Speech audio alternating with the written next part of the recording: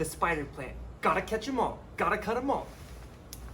The spider plant is probably my favorite plant for beginners to propagate, aka create new baby plants from a big mama plant. And in this video I want to show you guys exactly how to take these little babies and transfer them into either a new thing of water to create better roots or directly into a pot of soil. So come with me and I'll show you exactly how to make some more babies. Okay, so we made it back home and now I'm going to show you guys what to do with those spider plant babies. So if you remember when they were dangling from the mama plant, they had, they were just kind of showing these beautiful things that look a little, I don't even know what these look like, kind of little fingers. These are actually called aerial roots. Basically, when they're hanging, when they're suspending from the plant, they produce these roots in the air, aka aerial roots, in the hopes that maybe they'll find soil or something else to eventually cling onto. However, once you cut them off, there's a couple things that you can do.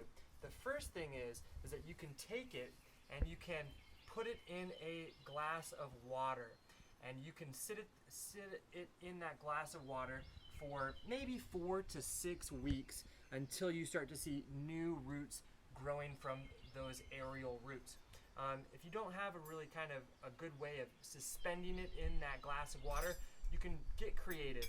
Use like your knives, and then you can just kind of situate it.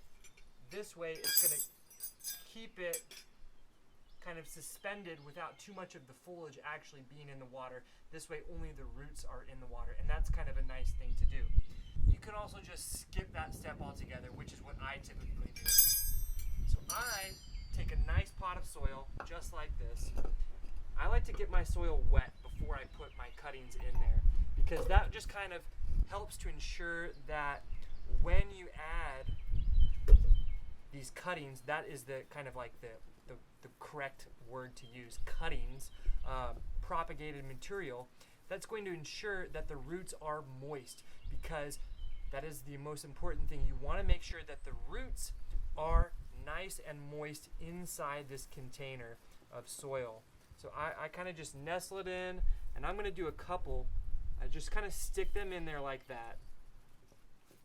Then I go and I take a little bit more soil just to kind of make sure that all of the roots are nice and covered with soil. It's okay if there's some of the soil on the foliage. It doesn't matter.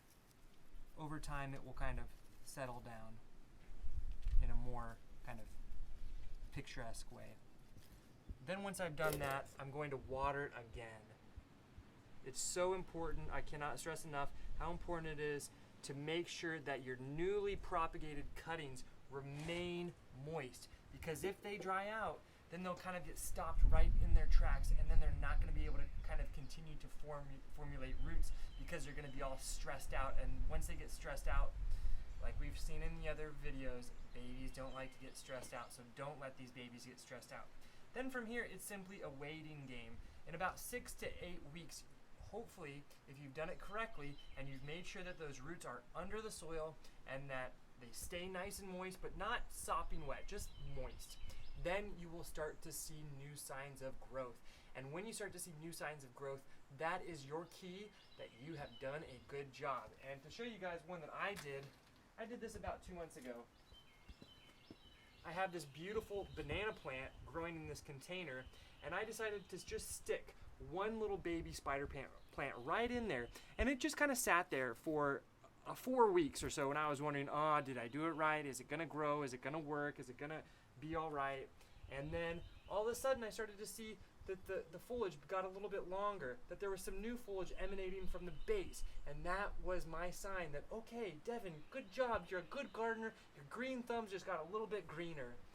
Anyways, spider plants, they're one of the easiest plants to propagate, and if you want to have some experience propagating plants for the first time, I highly recommend going with your spider plant. Anyways, I am Devin Wallin, and I hope you enjoyed this video. If you did, go to qvc.com, check out Grow with Roberta's, and you can find some of my favorite plant selections, including these spider plants. See ya.